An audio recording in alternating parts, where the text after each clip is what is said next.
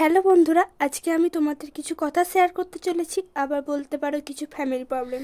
দেখো, এখন যেহেতু আমি ইউটিউবে ভিডিও করতে শুরু করছি, তোমরাও এখন আমার ফ্যামিলির একটা অংশ, তাই এই কথাগুলো বলছি।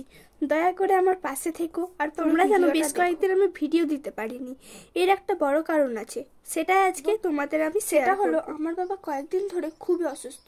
12 দিন মতো নার্সিংহোমে ছিল। না, 12 দিন নার্সিংহোমে ছিল না, 4 দিন হসপিটালে ছিল।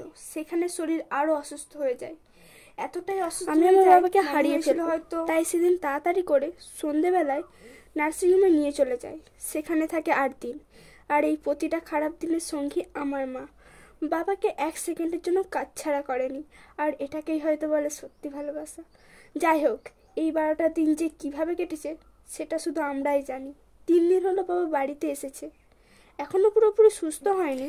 তাই এই সময় যদি তোমরা আমার পাশে থাকো, অনেকটা উপকার হয়। একটা মধ্যবিত্ত পরিবারের তাড়াতাড়ি ডান্সের ভিডিও শুরু করব। আমার ভিডিও যদি ভালো লাগে, তোমরা আমার পাশে থেকো প্লিজ। একটা মধ্যবিত্ত পরিবারের মেয়ের স্বপ্ন পূরণ করতে সাহায্য করো। এখানেই ভিডিও শেষ করছি। টাটা বন্ধুরা।